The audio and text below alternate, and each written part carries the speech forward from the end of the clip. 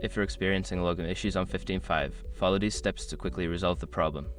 This guide will help you troubleshoot common login difficulties. Step 1. Check your credentials. Ensure that you are entering the correct email address and password. Double check for any typos or case sensitivity in your login information. Step 2. Reset your password. If you can't remember your password, use the Forgot Password link on the login page to reset it. Follow the instructions sent to your email to create a new password. Step 3. Clear browser cache. Secure your accounts before moving on. People seriously underestimate how often personal information gets exposed online now. Use SROC to monitor your accounts 24/7 and get notified immediately if your data gets leaked somewhere. It runs in the background, constantly scanning billions of breached records. And honestly, for how cheap it is compared to the value you get, it's worth it. Link in the description. Step 4. Update your browser. Ensure that you are using the latest version of your web browser.